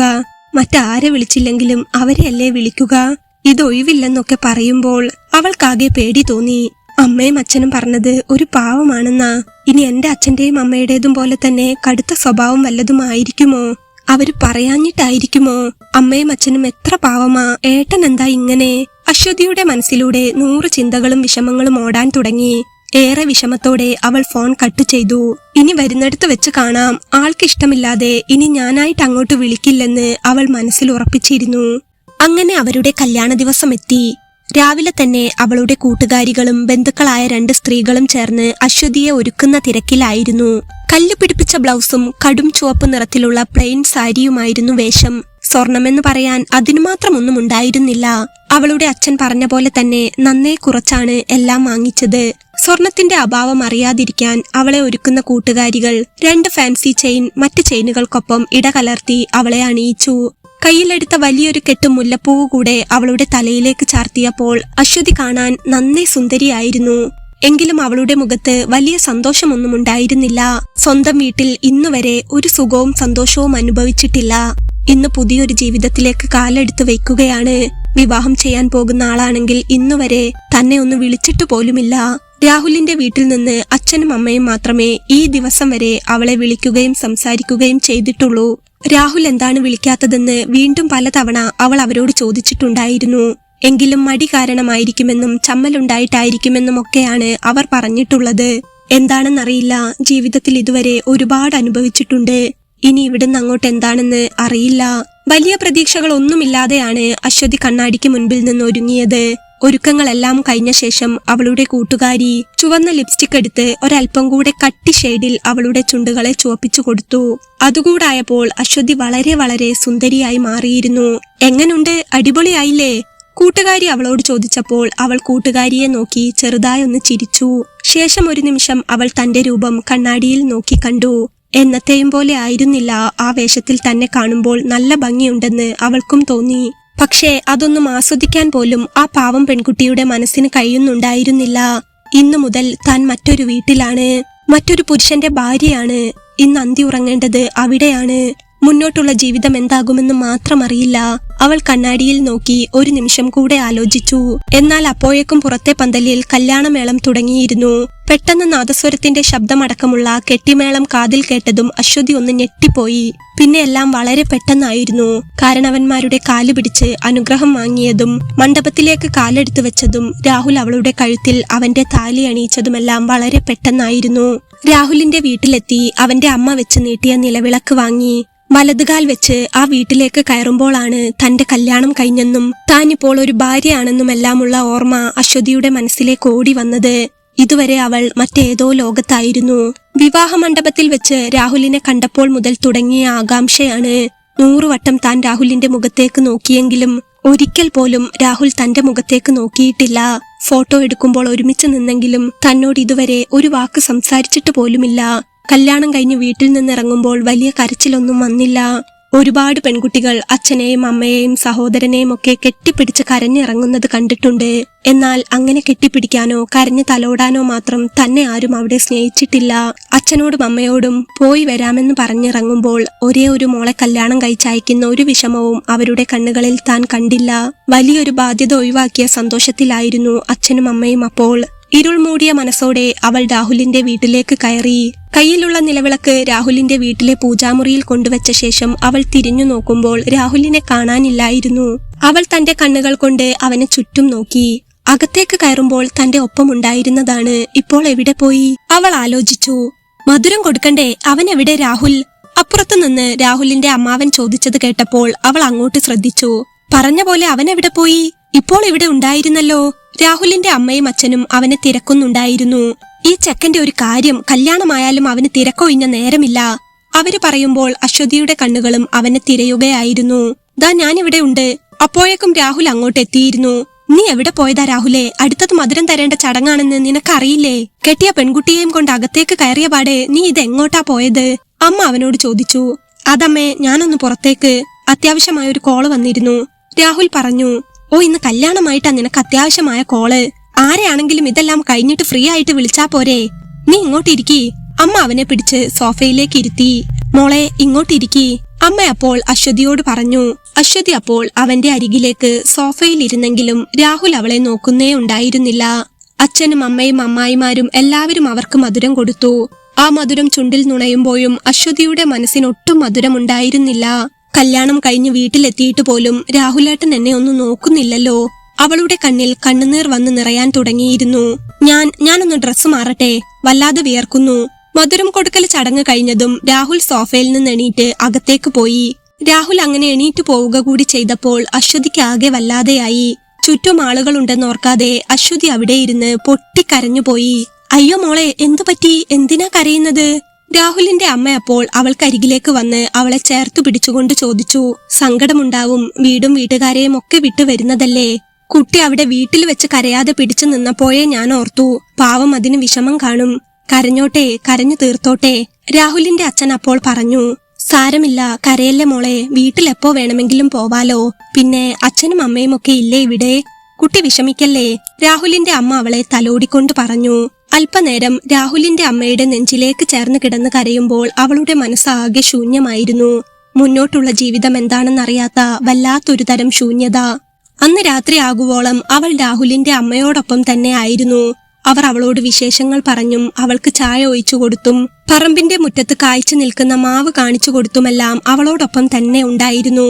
സൽക്കാരവും പാട്ടും ഡാൻസും എല്ലാം കഴിഞ്ഞ് രാത്രിയോടെ എല്ലാവരും തിരിച്ചു പോയപ്പോൾ ആദ്യ രാത്രി ആഘോഷിക്കേണ്ട തന്റെ മുറിയിൽ രാഹുലിനെയും കാത്തിരിക്കുകയായിരുന്നു അശ്വതി. എല്ലാ പെൺകുട്ടികളെപ്പോലെയും മുഖത്ത് നാണമല്ലായിരുന്നു അവൾക്കപ്പോൾ. അവർക്കായി വിരിച്ച മണിയറയിലെ മുല്ലപ്പൂക്കൾ അവളെ നോക്കി ചിരിക്കുന്നുണ്ടായിരുന്നെങ്കിലും ആ മുല്ലപ്പൂക്കളെ പോലും അവൾക്ക് പേടിയാവുകയായിരുന്നു. രാഹുലേട്ടൻ എന്നോടൊന്ന് സംസാരിക്കണേ, എന്നോട് സ്നേഹത്തിൽ ഒന്ന് ഇടപഴകണേ, കൂടുതലൊന്നും വേണ്ട, ഒന്ന് ചിരിച്ചാൽ മാത്രം മതി. കൈകൂപ്പി നെഞ്ചുപൊട്ടി പ്രാർത്ഥനയിലായിരുന്നു അശ്വതി. ഇന്ന് ഞങ്ങളുടെ ആദ്യരാത്രിയാണ്. വലിയ പ്രതീക്ഷയോടെയല്ല, പേടിയോടെയാണ് ദൈവമേ ഞാൻ ഇരിക്കുന്നത്. മണ്ഡപത്തിൽ വെച്ചും താലി കെട്ടുമ്പോഴെല്ലാം ഞാൻ രാഹുലേട്ടന്റെ മുഖം ശ്രദ്ധിച്ചതാണ്. ആകെ എന്തോ ഒരു ദേഷ്യം പോലെ. എന്താണെന്ന് എനിക്കറിയില്ല ദൈവമേ. എന്നെ കൈവിടരുതേ, എന്റെ പ്രാർത്ഥന കേൾക്കണേ. ഏട്ടൻ എന്നോട് ഒന്ന് ചിരിക്കണേ, എന്നോട് ഒരു വൈരാഗ്യവും കാണരുതേ. അശ്വതി അവളുടെ മനമുരുകി പ്രാർത്ഥിച്ചുകൊണ്ടിരുന്നു. അവൾ അങ്ങനെ കണ്ണടച്ച് പ്രാർത്ഥനയിലിരിക്കുമ്പോൾ പെട്ടെന്നാണ് പുറത്തു മുറ്റത്തു നിന്ന് എന്തൊക്കെയോ ശബ്ദം അവൾ കേട്ടത്. ഭയങ്കരമായ ശബ്ദത്തിൽ ആരൊക്കെയോ മുറ്റത്തു നിന്ന് ചീത്ത വിളിക്കുന്നതായി അവൾ കേട്ടു. പെട്ടെന്നൊരു നിമിഷം കാര്യമെന്താണെന്നറിയാതെ അവൾ ഒന്ന് സംശയിച്ചു. എന്നാൽ ആ ശബ്ദം പെട്ടെന്ന് തന്നെ വളരെ ഉച്ചത്തിലാവുകയും രാഹുലിന്റെ അമ്മയുടെ നിലവിളി ഉച്ചത്തിൽ കേൾക്കുകയും ചെയ്തു. ഒരു നിമിഷം അശ്വതി വേഗം കട്ടിലിൽ നിന്ന് എഴുന്നേറ്റ് ജനൽ തുറന്ന് പുറത്തേക്ക് നോക്കി. എന്നാൽ മുകളിലെ നിലയിൽ നിന്ന് നോക്കുമ്പോൾ പന്തൽ കെട്ടിയത് കാരണം താഴേക്കൊന്നും കാണുന്നില്ലായിരുന്നു. പുറത്തെന്തോ കാര്യമായ പ്രശ്നം നടക്കുന്നുണ്ടെന്ന് മനസ്സിലായ അവൾ അതെന്താണെന്നറിയാനായി വേഗത്തിൽ സ്റ്റെപ്പ് ഇറങ്ങി താഴേക്ക് ചെന്നു. ഹാളിലെത്തിയതും അവൾ കണ്ടത് മുറ്റത്ത് ആരൊക്കെയോ ആയി വഴക്കുണ്ടാക്കുന്ന രാഹുലിനെയാണ്. രാഹുലിന്റെ അമ്മയും അച്ഛനും അവിടെ ഉണ്ടായിരുന്നു. അപരിചിതരായ രണ്ടുപേരെ ആരൊക്കെയോ പിടിച്ചു വെക്കുന്നുണ്ടെങ്കിലും അവർ രാഹുലിനെ തല്ലാനായി മുന്നോട്ട് വന്നുകൊണ്ടിരിക്കുകയായിരുന്നു. ഒരു നിമിഷം അത് കണ്ടതും അശ്വതി ആകെ പേടിച്ചുപോയി. ഒന്നും ചെയ്യാനാവാതെ അവരുടെ ഇടയിൽ നിന്ന് അവരെ പിടിച്ചു മാറ്റാൻ നോക്കുന്നതിനോടൊപ്പം പൊട്ടിക്കരയുന്ന രാഹുലിന്റെ അമ്മയെ കൂടി കണ്ടപ്പോൾ അശ്വതിക്കൊരു നിമിഷം ആകെ വല്ലാതെയായി. എന്ത് ചെയ്യണമെന്ന് പോലും അവൾക്ക് അറിയുന്നുണ്ടായിരുന്നില്ല. എന്താ കാര്യം? അവൾ പേടിച്ചുകൊണ്ട് വേഗം മുറ്റത്തേക്ക് ഇറങ്ങിച്ചെന്നു. എന്നാൽ കാര്യം എന്താണെന്നോ എന്തിനാണ് വഴക്കുണ്ടാക്കുന്നതെന്നോ അങ്ങനെ ഒരു സന്ദർഭത്തിൽ ആരോട് ചോദിക്കാനാണ്? എന്താ അമ്മേ, എന്താ ഇത്? അവൾ കരഞ്ഞുകൊണ്ട് അമ്മയുടെ അരികിലേക്ക് ചെന്നു.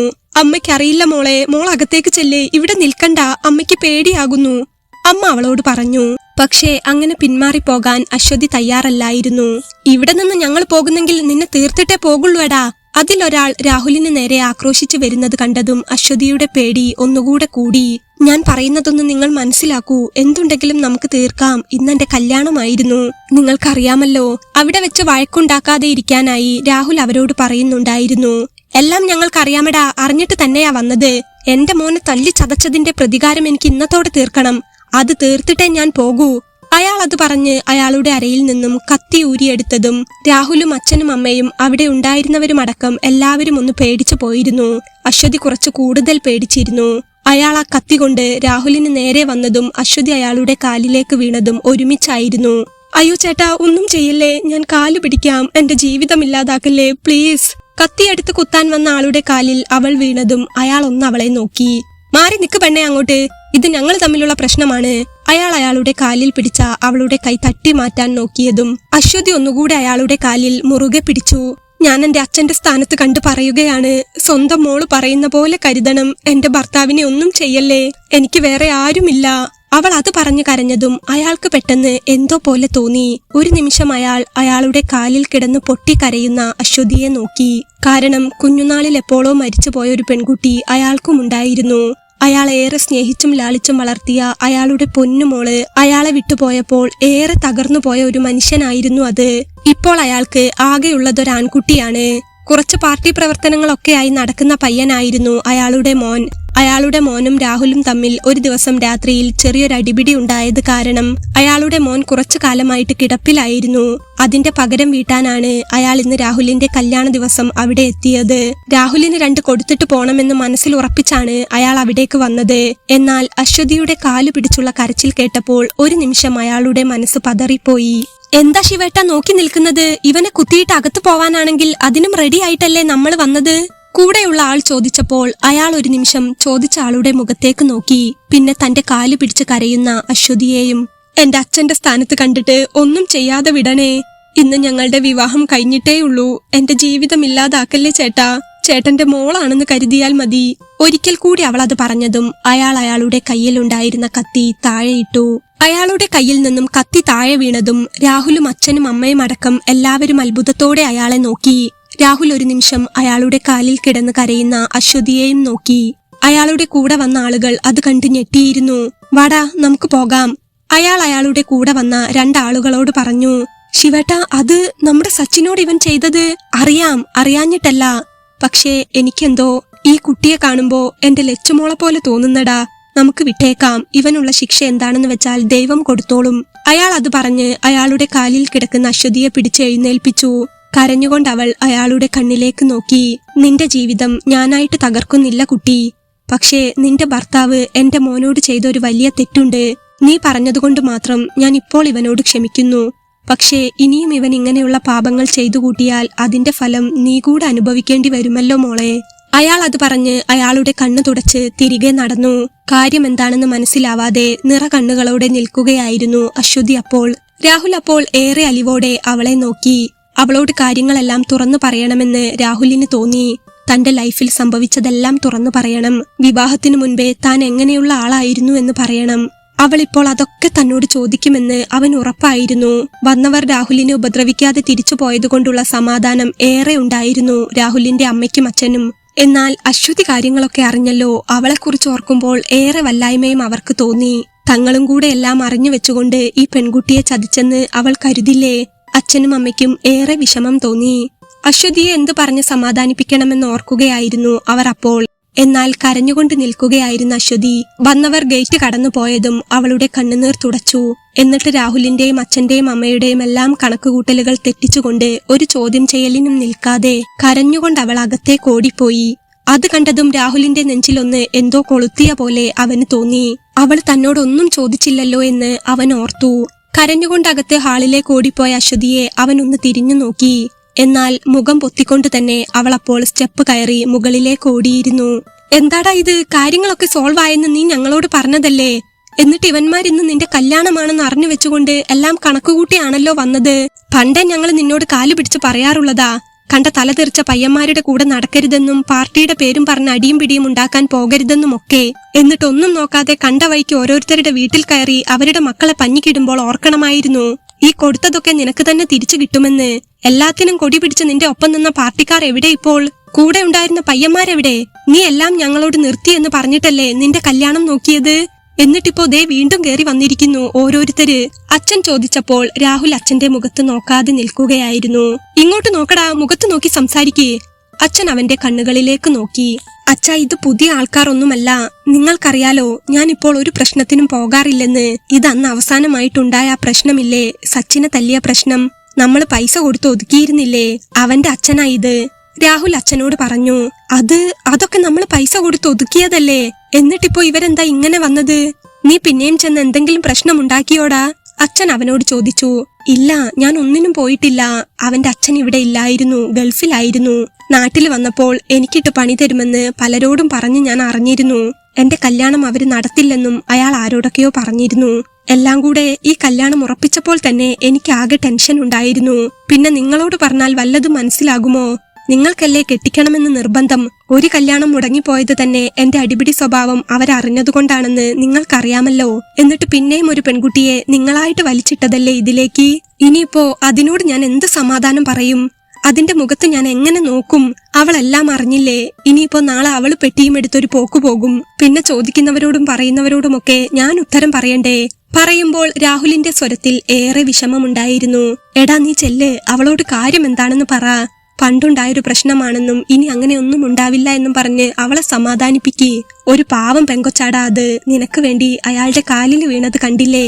അതുകൊണ്ടല്ലേ അയാൾ തിരിച്ചു പോയത്. അതിന്റെ മനസ്സ് വിഷമിപ്പിക്കല്ലേ മോനെ, പാപം കിട്ടും. ചെല്ല്, നീ ചെന്ന് സംസാരിക്കേ.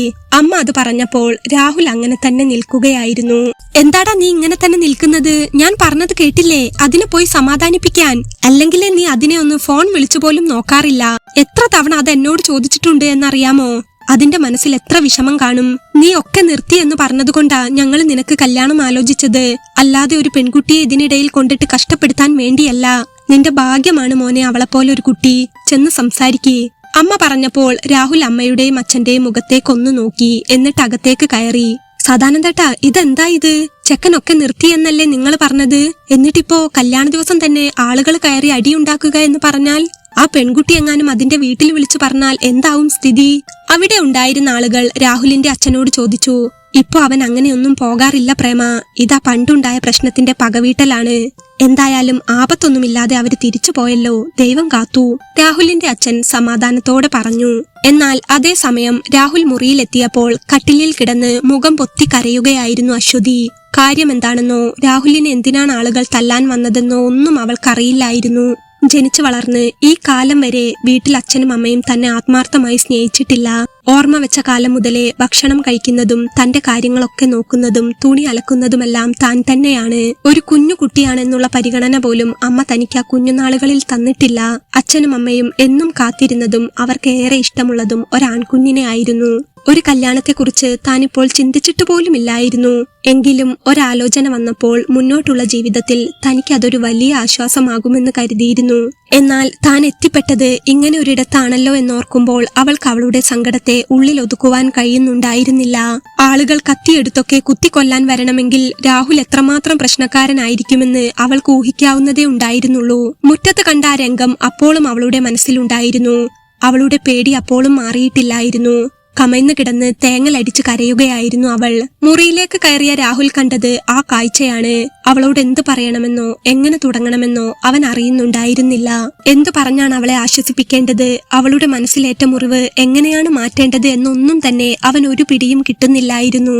രാഹുൽ അകത്തേക്ക് കയറി മെല്ലെ വാതിൽ ചാരി കുറ്റിയിട്ടു. വാതിൽ ലോക്ക് ചെയ്യുന്ന ശബ്ദം കേട്ടതും കട്ടിലിൽ കിടക്കുകയായിരുന്ന അശ്വതി ഒന്ന് തിരിഞ്ഞു നോക്കി. മുറിയിലേക്ക് വന്ന രാഹുലിനെ കണ്ടപ്പോൾ ഒരു നിമിഷം അവൾ പേടിച്ചു പോവുകയാണുണ്ടായത്. അവനെ കണ്ടതും അവൾ വേഗത്തിൽ കട്ടിലിൽ നിന്ന് എണീറ്റു. രാഹുൽ അപ്പോൾ പതിയെ അവൾക്കരികിലേക്ക് വന്നു. അശ്വതി പേടിയോടെ അവന്റെ മുഖത്തേക്ക് നോക്കി. അവൾ ആകെ പേടിച്ചിരിക്കുകയാണെന്ന് അവളുടെ മുഖഭാവം കാണുമ്പോൾ തന്നെ അവൻ അറിയാമായിരുന്നു. അവളോട് എന്ത് പറഞ്ഞു തുടങ്ങണമെന്ന് അവനൊരു സംശയമായിരുന്നു. അവന്റെ മുഖത്ത് നോക്കാതെ ഇടത് സൈഡിലെ ചുമരിലേക്ക് മുഖം തിരിച്ച് വിതുമ്പിക്കൊണ്ടിരിക്കുകയായിരുന്നു അശ്വതി. അപ്പോൾ അശ്വതി, എനിക്ക് നിന്നോട്, നീ ഇവിടെ ഇരിക്കി, എനിക്കല്പം സംസാരിക്കാനുണ്ട്. രാഹുൽ അത് പറഞ്ഞപ്പോൾ അശ്വതി ആകെ ഞെട്ടിപ്പോവുകയാണുണ്ടായത്. ആദ്യമായാണ് രാഹുൽ അവളെ പേര് വിളിക്കുന്നത് മാത്രമല്ല, സോഫ്റ്റായി ഒന്ന് സംസാരിക്കുന്നത് പോലും ആദ്യമായിട്ടാണ്. കരഞ്ഞുകൊണ്ട് തന്നെ അവൾ അപ്പോൾ അവന്റെ മുഖത്തേക്കൊന്നു നോക്കി. ഞാൻ കാര്യങ്ങളൊക്കെ പറയാം, ഒന്നിവിടെ ഇരിക്കാമോ? ഒരല്പസമയം ഞാൻ പറയുന്നതൊന്ന് കേൾക്കാമോ? ഇടർച്ചയോടെയാണ് രാഹുൽ അത് ചോദിച്ചത്. അവന്റെ ശബ്ദത്തിലെ ഇടർച്ച അവൾക്ക് മനസ്സിലാവുകയും ചെയ്തിരുന്നു. എന്നാൽ അശ്വതി അവനോട് മറുപടി ഒന്നും പറഞ്ഞില്ല. അവൾ അങ്ങനെ തന്നെ നിൽക്കുകയായിരുന്നു. പെട്ടെന്ന് അവളോട് മറ്റെന്തോ പറഞ്ഞു തുടങ്ങുമ്പോഴേക്കും രാഹുലിന് അവന്റെ സങ്കടത്തെ നിയന്ത്രിക്കാനായില്ല. പിന്നെ മറ്റൊന്നും നോക്കാതെ അവൻ അശ്വതിയുടെ കാലിലേക്ക് വീഴുകയായിരുന്നു. പ്രതീക്ഷിക്കാതെ രാഹുൽ അത് ചെയ്തപ്പോൾ അശ്വതി ആകെ ഞെട്ടിത്തരിച്ചുപോയി. അശ്വതി, നീ എന്നോട് പൊറുക്കണം. ഇവിടെ വെച്ച് ഇന്നിങ്ങനെ ഒരു സീനുണ്ടായതിൽ എനിക്ക് മാപ്പ് തരണം. രാഹുൽ അവളുടെ കാല് പിടിച്ചത് പറയുമ്പോൾ അശ്വതിക്ക് അവിടെ നടക്കുന്നത് എന്താണെന്ന് പോലും മനസ്സിലാവുന്നില്ലായിരുന്നു. വിവാഹമുറപ്പിച്ച നാളു തൊട്ട് ഇന്നുവരെ ദേഷ്യത്തോടെ മാത്രം പെരുമാറിയിരുന്ന, മുഖം എപ്പോഴും കനത്ത ഭാവത്തിൽ മാത്രം കണ്ടിരുന്ന രാഹുലേട്ടൻ തന്നെയാണോ തന്റെ കാല് പിടിക്കുന്നത് എന്നോർത്തപ്പോൾ അവൾക്ക് ശരിക്കും അത് വിശ്വസിക്കാൻ പോലും കഴിയുന്നുണ്ടായിരുന്നില്ല. എങ്കിലും ഒരാൺകുട്ടി തന്റെ കാലിൽ വീണ് മാപ്പ് ചോദിക്കുമ്പോൾ എന്താണ് ചെയ്യുക? ഒരു നിമിഷം എന്തോ ഒന്ന് ആലോചിച്ച് അങ്ങനെ നിന്നുപോയ അവൾ പെട്ടെന്ന് അവളുടെ കാലുകൾ പിറകോട്ട് വലിച്ചു. അവൾ കാല് പിറകോട്ട് വലിച്ചതും രാഹുൽ നിലത്തിരുന്നു കൊണ്ട് തന്നെ അവളുടെ മുഖത്തേക്കൊന്നു നോക്കി. എന്താ രാഹുലേട്ടാ ഇത്? എന്തിനാ എന്റെ കാല് പിടിക്കുന്നത്? ഏട്ടൻ എണീറ്റേ, എന്താണെങ്കിലും നമുക്ക് സംസാരിക്കാം. പ്ലീസ് ഏട്ടൻ ആദ്യം ഒന്ന് എഴുന്നേൽക്കൂ. അവൾ പറഞ്ഞപ്പോൾ രാഹുൽ അവളെ തന്നെ ഒന്ന് നോക്കി. ശേഷം അവൻ നിലത്ത് നിന്ന് എണീറ്റു. എന്നിട്ട് അശ്വതിയുടെ അരികിൽ നിന്ന് അവളുടെ മുഖത്തേക്കൊന്ന് നന്നായി നോക്കി. ആദ്യമായിട്ടായിരുന്നു രാഹുൽ അവളെ അങ്ങനെ സൂക്ഷിച്ചു നോക്കുന്നത്. കാര്യം എന്താണെന്നറിയില്ലെങ്കിലും, രാഹുലിന്റെ കഴിഞ്ഞുപോയ ബാക്ക്ഗ്രൗണ്ട് എന്താണെന്നൊന്നും അറിയില്ലെങ്കിലും, രാഹുൽ തന്റെ കാലിൽ തൊട്ട് കരഞ്ഞപ്പോൾ അവളുടെ മനസ്സ് വല്ലാതെ അലിഞ്ഞു പോയിരുന്നു. രാഹുൽ അപ്പോൾ അവളുടെ തോളിൽ ഒന്ന് പിടിച്ചു. അവന്റെ വലത് കൈ അവളുടെ ഇടതു തോളിൽ തട്ടിയപ്പോൾ അവൾ ആദ്യം തന്റെ തോളിലേക്കാണ് നോക്കിയത്. തന്റെ തോളിൽ അവന്റെ കൈ അമരുന്നത് കണ്ടപ്പോൾ അവളുടെ മനസ്സിലെന്തോ ഒരാശ്വാസം തോന്നി. അവൾ അപ്പോൾ രാഹുലിന്റെ കണ്ണുകളിലേക്ക് നോക്കി. അശ്വതി, ഇവിടെ ഇരുന്ന് എനിക്കല്പം സംസാരിക്കാനുണ്ട്, രാഹുൽ അവളോട് പറഞ്ഞു. അവൾ അപ്പോൾ ഒന്നുകൂടെ അവനെ നോക്കിയ ശേഷം മെല്ലെ കട്ടിലിലേക്കിരുന്നു. അശ്വതി ഇരുന്നു കഴിഞ്ഞപ്പോൾ രാഹുൽ അവൾക്കരികിലായി അവളോട് ചേർന്നിട്ടെന്ന പോലെ മെല്ലെ ഇരുന്നു. എന്നിട്ട് അല്പനേരം താഴേക്ക് നോക്കി. ആ ഇരിപ്പ് അതേപോലെ തന്നെ അവനിരുന്നു. അശ്വതിയും അപ്പോൾ അങ്ങനെ ഇരിക്കുകയായിരുന്നു. അവനോട് എന്താണ് ചോദിക്കേണ്ടത് എന്നൊന്നും അവൾക്കറിയില്ലായിരുന്നു. ഒന്നും തന്നെ അവൾ ചോദിച്ചതുമില്ല. എന്താ അശ്വതി, നീ എന്നോടൊന്നും ചോദിക്കാത്തത്? ഒന്നും ചോദിക്കാനില്ലേ നിനക്ക്? നേരത്തെ ഇവിടെ വന്നവര് അടിയുണ്ടാക്കിയത് എന്തിനാണെന്ന് അറിയണ്ടേ നിനക്ക്? ആ ചോദ്യം പോലും നിന്റെ അടുക്കൽ നിന്ന് വന്നില്ലല്ലോ. രാഹുൽ അവളോട് ചോദിച്ചപ്പോൾ അശ്വതി ഒരു തരം നിസ്സഹായാവസ്ഥയിലായിരുന്നു. അവന്റെ ചോദ്യം കേട്ടതും അവൾ അവന്റെ കണ്ണുകളിലേക്ക് നോക്കി. പക്ഷേ മറുപടി പറഞ്ഞില്ല. എന്താ അശ്വതി ഒന്നും മിണ്ടാത്തത്? ഒന്നും ചോദിക്കാനില്ലേ എന്നോട്? അവൻ അത് ചോദിച്ചപ്പോൾ അശ്വതിയുടെ കണ്ണിൽ നിന്നും കണ്ണുനീർ ഒഴുകാൻ തുടങ്ങി. ഞാൻ എന്താ രാഹുലേട്ട ചോദിക്കേണ്ടത്? ആരോടാ ഞാൻ ചോദിക്കേണ്ടത്? ഏട്ടൻ എന്നോടൊന്നും മിണ്ടാറുണ്ടോ? ഇന്നുവരെ എന്റെ മുഖത്തൊന്ന് നോക്കിയിട്ടുണ്ടോ? ആ ഏട്ടനോട് എനിക്ക് എന്താ ചോദിക്കാനുള്ളത്? എങ്ങനെയാ ഞാൻ ചോദിക്കേണ്ടത്? അത് പറഞ്ഞു കഴിയുമ്പോഴേക്കും അവൾ കരഞ്ഞു പോയിരുന്നു. അവളുടെ ചോദ്യം കേട്ടതും രാഹുലിന് വല്ലാതെയായി. അവൻ അപ്പോൾ മറ്റൊന്നും നോക്കാതെ അവളുടെ തോളിലൂടെ കൈയിട്ടു പിടിച്ചു. അവൻ അങ്ങനെ ചെയ്തപ്പോൾ അശ്വതിയുടെ കണ്ണുകൾ വിടർന്നു. അവൾ അവനെ തന്നെ നോക്കി. ശേഷം ഉള്ളിലെ സങ്കടം അടക്കി പിടിച്ചുകൊണ്ട് തന്റെ പെണ്ണിനോട് എന്തൊക്കെയോ പറയാനുണ്ടെന്ന മുഖഭാവത്തോടെ രാഹുൽ അവളെ തന്നോട് ചേർത്തു പിടിച്ചു. അവൻ അവന്റെ നെഞ്ചോട് ചേർത്തു പിടിച്ചതും അശ്വതി വല്ലാതെ കരഞ്ഞുപോയി. അവന്റെ കഴിഞ്ഞുപോയ കാലം എന്താണെന്നോ അവൻ പറയാൻ വന്ന കാര്യം എന്താണെന്നോ ഒന്നും ചോദിക്കാതെ തന്നെ അവൾ അവന്റെ നെഞ്ചിൽ കിടന്ന് പൊട്ടിക്കരയാൻ തുടങ്ങി. രാഹുൽ അപ്പോൾ തന്നെ 2 കൈകൊണ്ടും അവളെ തന്നോട് ചേർത്തു പിടിച്ചു. എന്നോട് മിണ്ടാതിരിക്കല്ലേ രാഹുലേട്ടാ, എന്നെ ഒന്ന് നോക്കണേ, എന്തെങ്കിലും ഒന്ന് സംസാരിക്കണേ. ഇവിടുന്ന് അങ്ങോട്ട് എനിക്ക് ഏട്ടൻ മാത്രമേ ഉള്ളൂ, എന്നെ മൈൻഡ് ചെയ്യാതെ ഇരിക്കരുതേട്ടാ. അവൾ കരഞ്ഞുകൊണ്ട് അത് പറഞ്ഞപ്പോൾ അവൾ പറയുന്നതിന്റെ അർത്ഥം രാഹുലിന് വ്യക്തമായി അറിയാമായിരുന്നു. എനിക്ക് ഇഷ്ടക്കുറവ് കൊണ്ടല്ല അശ്വതി, മനഃപൂർവ്വം ഞാൻ നിന്നെ അവഗണിച്ചിട്ടില്ല, നീ വിഷമിക്കല്ലേ. ഞാൻ അങ്ങനെ ചെയ്തിട്ടുണ്ടെങ്കിൽ തന്നെ ഇങ്ങനെയൊക്കെ സംഭവിച്ചു പോയതാ. പക്ഷേ ഇപ്പോൾ എനിക്കറിയാം ഞാൻ നിന്നെ എന്തുമാത്രം സ്നേഹിക്കുന്നുണ്ടെന്ന്. ഇല്ല, ഇനി ഒരിക്കലും ഞാൻ നിന്നെ അവോയ്ഡ് ചെയ്യില്ല, മിണ്ടാതിരിക്കില്ല, സ്നേഹിക്കാതിരിക്കില്ല. നീ അയാളുടെ കാലിൽ വീണതുകൊണ്ടാ ഇത് പറയാൻ ഇപ്പോൾ ഞാൻ ജീവനോട് ഇരിക്കുന്നത് തന്നെ. ഞാൻ വിഷമിപ്പിക്കില്ല അശ്വതി, സോറി, എല്ലാത്തിനും സോറി. അവൻ അവളുടെ മുടിയിൽ തലോടിക്കൊണ്ട് അത് പറഞ്ഞപ്പോൾ അവൾ ഒന്ന് തലപൊന്തിച്ച് അവന്റെ മുഖത്തേക്ക് നോക്കി. രാഹുലേട്ടാ, എനിക്ക് ഈ നേരം വരെ പേടി ഏട്ടൻ എന്നെ ഇഷ്ടമില്ലാത്തത് എന്തുകൊണ്ടായിരിക്കുമെന്ന് ഓർത്തിട്ടായിരുന്നു. എന്തായിരിക്കും ഏട്ടൻ എന്നെ അവോയ്ഡ് ചെയ്യുന്നത് എന്നോർത്തിട്ടായിരുന്നു. എന്നാൽ ഇപ്പോൾ മുതൽ എനിക്ക് വല്ലാതെ പേടി തോന്നുന്നു. ഏട്ടൻ എന്തെങ്കിലും പ്രശ്നമുണ്ടോ ഏട്ടാ? ഇന്ന് വന്നവരൊക്കെ ആരാ? എന്തിനാ അവരേട്ടനെ ഉപദ്രവിക്കാൻ നോക്കുന്നത്? എന്താ കാര്യം? ദയവ് ചെയ്ത് ഏട്ടൻ എന്നോട് പറയണം, എന്റെ ഒരു സമാധാനത്തിന്. അവൾ അത് ചോദിച്ചപ്പോൾ രാഹുൽ അവളെ നിറകണ്ണുകളോടെ ഒന്ന് നോക്കി. എന്താ രാഹുലേട്ടാ, ഏട്ടൻ പറയില്ലേ? ഏട്ടൻ എന്നോട് പറഞ്ഞേ തീരൂ. ഇന്നലെ വരെ ഞാൻ ഏട്ടന്റെ ആരുമല്ലായിരുന്നു, എന്നാൽ ഇന്നു മുതൽ അങ്ങനെയല്ല. അവൾ അപ്പോൾ അവളുടെ കഴുത്തിൽ കിടക്കുന്ന താലി രാഹുലിന് നേരെ ഉയർത്തി കാണിച്ചു. ഒരു നിമിഷം അവൻ ആ താലിയിലേക്ക് നോക്കി. അന്ന് രാവിലെ അവൻ കെട്ടിയ ആ സ്വർണ്ണത്താലിയുടെ തിളക്കം അവന്റെ കണ്ണിലേക്ക് അപ്പോൾ മിന്നലിച്ചു. ഇന്നു മുതൽ തന്റെ എല്ലാമാണ് അവളെന്ന് ആ താലി കാണുമ്പോൾ അവന്റെ മനസ്സ് അവനോട് പറയാതെ പറയുന്നുണ്ടായിരുന്നു.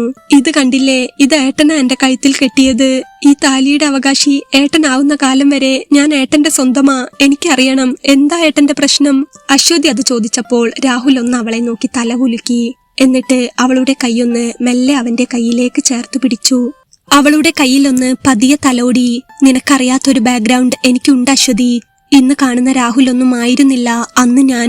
കൂട്ടുകാരെന്ന് പറഞ്ഞാൽ എനിക്കെല്ലാമായിരുന്നു. അവർക്ക് വേണ്ടി തല്ലാനും കൊല്ലാനും നടന്നിരുന്ന ഒരു രാഹുൽ ഉണ്ടായിരുന്നു. എന്റെ ലോകമെന്ന് പറഞ്ഞാൽ തന്നെ അതായിരുന്നു. പോരാത്തതിന് തലയ്ക്ക് പിടിച്ച പാർട്ടി ഭ്രാന്തും. പലയിടത്തും വെച്ച് പലരുമായി അടിയുണ്ടാക്കിയിട്ടുണ്ട്, പാർട്ടിയുടെ പേരിലും അല്ലാതെയും. പഠിത്തം കഴിഞ്ഞ് ജോലി കിട്ടുന്നത് വരെ ഫുൾ ടൈം കൂട്ടുകാരുടെ ഒപ്പമായിരുന്നു. അന്നിതൊക്കെ തന്നെയായിരുന്നു മെയിൻ പരിപാടി. പിന്നെ ജോലിക്ക് കയറിയ ശേഷവും ആ ഫ്രണ്ട്ഷിപ്പ് ഒന്നും വിട്ടുപോയില്ല. ഒഴിവ് ദിവസങ്ങളിലുമെല്ലാം കൂട്ടുകാരോടൊപ്പം തന്നെ. മദ്യവും വഴക്കും അങ്ങനെയൊക്കെ ജീവിതം മുന്നോട്ട് പോയിക്കൊണ്ടിരുന്നു. അച്ഛനും അമ്മയും കഴിയുന്നത്ര ഉപദേശിച്ചു, പക്ഷേ അന്നതൊന്നും തലയിൽ കയറിയില്ല. ഇന്നിവിടെ വന്ന അയാളുടെ മോനും അവന്റെ ഫ്രണ്ട്സും ഒരു ദിവസം ഞങ്ങളായിട്ടൊന്ന് ചെറുതായിട്ട് മുട്ടി. അന്നൊരു രാത്രിയായിരുന്നു. ഉത്സവം കഴിഞ്ഞു വരുന്ന വഴിക്ക് അടിപിടി ഉണ്ടായി. അതിൽ ഞാനല്ല, എന്റെ കൂടെ ഉണ്ടായിരുന്ന ഒരുത്തൻ അവനെ അടിച്ചപ്പോൾ അവന്റെ തലയ്ക്ക് ക്ഷതമേറ്റ് കുറച്ചുകാലം കിടപ്പിലായി. പക്ഷേ പ്രശ്നം ഗുരുതരമാണെന്ന് അറിഞ്ഞപ്പോൾ എന്റെ കൂടെ ഉണ്ടായിരുന്നവന്മാരൊക്കെ കയ്യൊഴിഞ്ഞു. അടിപിടി ഉണ്ടായതും തല്ലിയതുമൊക്കെ ഞാൻ ഒറ്റയ്ക്കാണെന്ന രീതിയിലേക്ക് കാര്യങ്ങൾ മാറിമറിഞ്ഞു. അവരെല്ലാം എന്റെ കൂടെ നിന്നു എന്ന പേര് മാത്രമേ വന്നുള്ളൂ. മെയിൻ വില്ലൻ ഞാനായി. കാര്യം ക്യാഷ് കൊടുത്തൊതുക്കി. പക്ഷേ അവന്റെ അച്ഛൻ നാട്ടിലില്ലായിരുന്നു. ഇപ്പോൾ ഗൾഫിൽ നിന്ന് വന്നതാ. മോനെ ഉപദ്രവിച്ചതിന്റെ ദേഷ്യം തീർക്കാനാ അയാൾ ഇന്ന് വന്നത്. നിന്റെ കണ്ണുനീര് കണ്ടപ്പോൾ മടങ്ങിപ്പോയതാ. രാഹുൽ പറയുന്നത് കേട്ടപ്പോൾ അശ്വതി ആകെ പേടിച്ചു പോയിരുന്നു. രാഹുലേട്ടാ, ഏട്ടൻ എന്താണ് എന്നോട് പറയുന്നതെന്ന് ഓർമ്മയുണ്ടോ? ഏട്ടന്റെ ഭാര്യയാണ് ഞാൻ. തന്റെ കൂടെ ജീവിക്കാൻ പോകുന്ന ആൾക്ക് ചുറ്റും ശത്രുക്കളുണ്ടെന്നും ഒരടിപിടിക്കാരനാണെന്നും ഏട്ടൻ തന്നെ എന്നോട് പറയുമ്പോൾ ഞാൻ എന്ത് ചെയ്യുമേട്ടാ? അവൾ അവനെ നോക്കി കണ്ണുനീർ വീഴ്ത്തി. ഏയ്, കരയല്ലേ അശ്വതി. അവൻ അപ്പോൾ അവളുടെ കയ്യിലൊന്ന് മെല്ലെ പിടിച്ചു. ഞാൻ പറഞ്ഞതൊക്കെ ശരിയാണ്, എന്നാൽ ഇപ്പോൾ ഞാൻ അങ്ങനെ ഒന്നിനുമില്ല. കൂട്ടുകാരോടൊപ്പം പോവാറില്ല, മദ്യപിക്കാറില്ല, ആരുമായും അടിയും വഴക്കും ഉണ്ടാക്കാറില്ല. അന്നത്തെ ആ സംഭവത്തോടു കൂടി ഞാൻ എല്ലാം നിർത്തി. ജീവിതം എന്നെ പഠിപ്പിച്ചു, ഒരു പ്രശ്നം വന്നാൽ ആരും കൂടെ ഉണ്ടാവില്ല എന്നുള്ളത്. ഇപ്പോൾ ഞാൻ അങ്ങനെയൊന്നുമല്ല. പഴയ രാഹുലേ അല്ല ഞാൻ. ഈ പ്രശ്നങ്ങളൊക്കെ കഴിഞ്ഞ് എല്ലാം റെഡിയായ ശേഷമാ അച്ഛനും അമ്മയും എനിക്ക് വിവാഹം നോക്കി തുടങ്ങിയത്. വിവാഹം ഉറപ്പിച്ചപ്പോൾ ഞാനും ഏറെ സന്തോഷത്തിലായിരുന്നു. പഴയതൊക്കെ മറന്ന് പുതിയൊരു ജീവിതത്തിലേക്ക് കടക്കണമെന്ന് ഏറെ പ്രതീക്ഷിച്ചിരുന്നു. എന്നാൽ നിശ്ചയച്ചടങ്ങെല്ലാം ഉറപ്പിച്ചു കഴിഞ്ഞ ശേഷമാ ഈ കാര്യങ്ങളൊക്കെ അവരറിഞ്ഞത്. അതാവരി ബന്ധത്തിൽ നിന്ന് പിന്മാറിയത്. ശരിക്കും പറഞ്ഞാൽ അതെന്നെ വല്ലാതെ തളർത്തി. ഒരു ജീവിതം സ്വപ്നം കണ്ടു തുടങ്ങിയിരുന്നു. ആ വിവാഹം മുടങ്ങിയതോടെ ആ പ്രതീക്ഷയൊക്കെ അങ്ങ് പോയി. എന്നാൽ അച്ഛന്റെയും അമ്മയുടെയും നിർബന്ധപ്രകാരമാണ് വീണ്ടും നീയുമായിട്ടുള്ള വിവാഹം ഉറച്ചത്. നിന്നോട് ഒരു ഇഷ്ടക്കുറവും ഉണ്ടായിട്ടല്ല അശ്വതി. നിന്നെ കണ്ടപ്പോൾ മുതൽ വലിയ ഇഷ്ടമായിരുന്നു. പക്ഷേ എന്നെപ്പോലൊരുത്തന്റെ ജീവിതത്തിലേക്ക് വന്ന് നിന്നെപ്പോലൊരു പാവം കുട്ടിയുടെ ജീവിതം തകർക്കണ്ടല്ലോ എന്ന് പിന്നീട് തോന്നി. എന്തായാലും കുറെ കാലം കൊള്ളരുതായ്മകളായിട്ട് ജീവിച്ചവനല്ലേ ഞാൻ. ഞാൻ നിനക്ക് വേണ്ടെന്ന് തോന്നി. അച്ഛനോടും അമ്മയോടും പറഞ്ഞാൽ അവര് കേൾക്കില്ലെന്നറിയാം. നീയായിട്ട് ഇഷ്ടമില്ലാതെ ബന്ധം ഒഴിയുകയാണെങ്കിൽ അങ്ങനെ ആയിക്കോട്ടെ, നീ രക്ഷപ്പെട്ടോട്ടെ എന്ന് വെച്ചാ സംസാരിക്കാനൊക്കെ ഒരു മടി കാണിച്ചത്. നിനക്കെന്നേക്കാൾ നല്ല ചെക്കനെ കിട്ടുമെന്ന തോന്നൽ. ശരിക്കു പറഞ്ഞാൽ ഇഷ്ടക്കുറവ് കൊണ്ടല്ല അശ്വതി, ഇഷ്ടക്കൂടുതൽ കൊണ്ടാ. കണ്ടപ്പോൾ മുതൽ എനിക്ക് ഏറെ ഇഷ്ടം തോന്നിയിരുന്നു. മുഖം കാണുമ്പോൾ തന്നെ അറിയാലോ നീ ഒരു പാവം പെൺകുട്ടിയാണെന്ന്. നിനക്ക് എന്നെപ്പോലൊരുത്തൻ വേണ്ടെന്ന് വെച്ചിട്ടാണ് ഇങ്ങനെ ഒരു കൊള്ളരുതാത്തവന്റെ കൂടെ ജീവിതം വേണ്ടെന്ന് കരുതിയ വലിയ ദേഷ്യമൊക്കെ കാണിച്ചത്. പക്ഷേ എന്നിട്ടും ഞാൻ വിചാരിച്ച പോലെ ഒന്നും നടന്നില്ല. നീ തന്നെ എന്റെ ജീവിതത്തിലേക്ക് വന്നു. ഇപ്പോ എനിക്കറിയാം ദൈവം എനിക്കായി കരുതി വെച്ചത് നിന്നെയാണെന്ന്. കല്യാണം കഴിഞ്ഞ ശേഷമൊക്കെ എനിക്ക് ഫ്രണ്ട്സിന്റെ ഫോൺ കോൾ വരുന്നുണ്ടായിരുന്നു. അയാള് പ്രശ്നമുണ്ടാക്കാൻ വരുമെന്ന് പറഞ്ഞിട്ട്. സത്യം പറഞ്ഞാൽ ഞാൻ ആകെ ടെൻഷനിലായിരുന്നു. എന്നാൽ ഇപ്പോൾ ഏറെ സമാധാനം. എല്ലാം കഴിഞ്ഞു പോയല്ലോ എന്നോർത്തിട്ട്. രാഹുൽ പറയുമ്പോൾ അശ്വതി അവനെ തന്നെ നോക്കി. ഞാൻ എന്താ പറയേണ്ടത് അശ്വതി? എനിക്ക് വല്ലാതെ നിന്നെ, എനിക്ക് അത്രയ്ക്കിഷ്ടമാണ്. I love you Aswathi. അവൻ അത് പറഞ്ഞ് കരഞ്ഞുകൊണ്ട് അവളെ വാരി പുണർന്നതും അശ്വതി അവന്റെ നെഞ്ചിലേക്ക് വീണ് പൊട്ടിക്കരയാൻ തുടങ്ങിയിരുന്നു. അശ്വതി മാത്രമല്ല, ഒപ്പം രാഹുലും പരസ്പരം മുറുകെ കെട്ടിപ്പിടിച്ച് ദേഹത്തോട് ദേഹം ഒട്ടിച്ചേർന്ന് നിർത്താതെ ഒഴുകുന്ന കണ്ണുനീരുകൾക്കൊപ്പം പരസ്പരം അമർത്തി പുണരുമ്പോൾ അശ്വതിയും രാഹുലും ഉള്ളുകൊണ്ട് വല്ലാതെ സ്നേഹിക്കുന്നുണ്ടായിരുന്നു. രാഹുൽ കാര്യങ്ങളൊക്കെ പറഞ്ഞു കഴിഞ്ഞപ്പോൾ അശ്വതിക്ക് ഏറെ സമാധാനം തോന്നി. അവളോടെല്ലാം തുറന്നു പറഞ്ഞപ്പോൾ രാഹുലിനും എന്നെ ഇട്ടിട്ട് പോവല്ലേ അശ്വതി, എനിക്ക് ആരുമില്ല, ഇപ്പോൾ നീ മാത്രമേ ഉള്ളൂ. അച്ഛനും അമ്മയ്ക്കുമൊക്കെ എന്നെ വലിയ സ്നേഹമാണ്. പക്ഷേ അവർ ആരും എന്നെ മനസ്സിലാക്കിയിട്ടില്ല. എല്ലാവരും ഒരുപാട് തിരുത്താൻ ശ്രമിച്ചിട്ടുണ്ട്, വഴക്ക് പറഞ്ഞുകൊണ്ട് മാത്രം. എന്നാൽ നീ എന്നോട് സ്നേഹത്തോടെ സംസാരിച്ചപ്പോൾ എനിക്കറിയാം അശ്വതി, ഇനി ഒരിക്കലും ഞാൻ തെറ്റായ വഴിക്ക് പോകില്ല. എനിക്ക് ജീവിക്കണം നിന്റെ കൂടെ, പുതിയൊരു രാഹുലായി, സ്നേഹിക്കാൻ മാത്രം അറിയുന്ന രാഹുലായി എനിക്ക് ജീവിക്കണം. അശ്വതി എന്നെ ഇട്ടിട്ട് പോകല്ലേ. അവളെ ചേർത്തു പിടിച്ചുകൊണ്ട് അവൻ പൊട്ടിക്കരയുമ്പോൾ അശ്വതിയും വല്ലാതെ കരഞ്ഞു പോവുകയായിരുന്നു. ഞാൻ എങ്ങും പോകില്ല രാഹുലേട്ടാ. എനിക്കും ഏട്ടൻ മാത്രമേ ഉള്ളൂ. എന്റെ വീട്ടിലെ കഥയൊന്നും ഏട്ടൻ അറിയാഞ്ഞിട്ടാ. അച്ഛനും അമ്മയ്ക്കും എന്നും പ്രിയപ്പെട്ടത് അനിയൻ മാത്രമാണ്. ഞാൻ ഇന്ന് രാവിലെ കൂടെ ദൈവത്തിനോട് കരഞ്ഞു പ്രാർത്ഥിച്ചത് രാഹുലേട്ടൻ എന്റെ എല്ലാമായി മാറണേ എന്നാണ്. എനിക്ക് ഏട്ടൻ മാത്രമേ ഉള്ളൂ. അവൾ കരഞ്ഞുകൊണ്ട് പറഞ്ഞപ്പോൾ രാഹുൽ ഒന്നുകൂടെ അവളെ ചേർത്തു പിടിച്ചു. എന്നിട്ട് പതിയെ അവളുടെ മുടിയിൽ ഒന്നുമ്മ വെച്ചു. രാഹുലേട്ടാ, ഞാനൊരു കാര്യം പറഞ്ഞോട്ടെ? അവൾ രാഹുലിനോട് ചോദിച്ചു. പറ, എന്താണെങ്കിലും പറ. രാഹുൽ അവളെ ചേർത്ത് പിടിച്ചു. ഇന്നിവിടെ വന്ന് വഴക്കുണ്ടാക്കിയ ആളില്ലേ, അയാളുടെ വീട്ടിൽ പോണം. അറിയാതെ സംഭവിച്ചതിന് മാപ്പ് പറയണം. അയാൾ ഒരു നല്ല മനുഷ്യനായിട്ടാണ് എന്റെ കരച്ചിൽ കേട്ട് തിരികെ പോയത്. അന്ന് അടിയുണ്ടായ പയ്യനില്ലേ, ഇപ്പോ അവന്റെ പ്രശ്നങ്ങളൊക്കെ മാറിയെങ്കിലും അവനോട് ചെന്ന് മാപ്പ് പറയണം. ഞാനും ഒപ്പം വരാം. കഴിയുമെങ്കിൽ അവനെ ഒരു അനിയനെ പോലെ കരുതണം. ഇനിയുള്ള ജീവിതത്തിൽ നന്മ മാത്രം ചെയ്തുകൊണ്ടും നല്ലത് പ്രതീക്ഷിച്ചുകൊണ്ടും നമുക്ക് മുന്നോട്ട് ജീവിക്കാം ഏട്ടാ. അവൾ പറഞ്ഞപ്പോൾ രാഹുൽ ഒന്നുകൂടെ അവളെ ചേർത്ത് പിടിച്ചു. ചെയ്യാം അശ്വതി, എന്തും ചെയ്യാം. ചേർത്ത് പിടിക്കാൻ നിന്നെപ്പോലൊരു പെണ്ണൊപ്പം ഉണ്ടായാൽ ഇനി എനിക്ക് ഒരിക്കലും പഴയ രാഹുൽ ആവാൻ കഴിയില്ല. അവൻ അത് പറഞ്ഞ് അവളെ ഒന്നുകൂടെ ഇറുക്കി പുണർന്നു. അവളുടെ കവിളിലും കഴുത്തിലും മാറി മാറി ഉമ്മ വെച്ചു. ദേ കരഞ്ഞിരുന്ന സമയം പോയി, ഇന്ന് നമ്മുടെ ആദ്യരാത്രിയാണ്. പണ്ട് കാലത്താണെങ്കിൽ ശാന്തി മുഹൂർത്തം എന്നൊക്കെ പറയുന്ന ഒരു ചടങ്ങുണ്ട്. രാഹുൽ അത് പറഞ്ഞപ്പോൾ അശ്വതി ഒരു ചിരിയോടെ അവന്റെ മുഖത്തേക്ക് നോക്കി. എന്നിട്ട് അവന്റെ നെഞ്ചിലേക്ക് ഒന്നുകൂടെ ചേർന്ന് കിടന്നു. എനിക്ക് ഏട്ടന്റെ നെഞ്ചിൽ ഇങ്ങനെ പറ്റിക്കിടക്കാൻ തന്നെ തോന്നുവാ. എന്തോ ഒരു സമാധാനം, ഇന്ന് വരെ ഇല്ലാത്ത എന്തോ ഒരു സന്തോഷവും. ഞാൻ കുറച്ചുനേരം ഇങ്ങനെ കിടന്നോട്ടെ? അവൾ ഒരു കുറുമ്പോടെ ചോദിച്ചു. എന്തിനാ കുറച്ചുനേരം? എന്റെ നെഞ്ച് ഇനി മുതൽ എന്നും നിനക്കുള്ളതല്ലേ? എന്റെ ശ്വാസം നിലയ്ക്കുന്നവരെ നിനക്ക് എന്റെ നെഞ്ചിൽ ചേർന്ന് കിടക്കാം, നിനക്ക് മാത്രം. അവൻ അത് പറഞ്ഞ് അവളെയും കൊണ്ട് മെല്ലെ കട്ടിലിലേക്ക് ചരിഞ്ഞു. പ്രണയം നിറഞ്ഞ മനസ്സോടെ അവർ രണ്ടുപേരും അവരുടെ മാത്രമായ ലോകത്തേക്ക്, അവരുടെ ശാന്തി മുഹൂർത്തത്തിന്റെ നിമിഷങ്ങളിലേക്ക്, സന്തോഷങ്ങളിലേക്ക്, ഒന്നുചേരലിലേക്ക് കടന്നു. ഏറെ പ്രതീക്ഷകളോടെ, ഏറെ സ്വപ്നങ്ങളോടെ പുതിയൊരു ജീവിതത്തിലേക്ക്.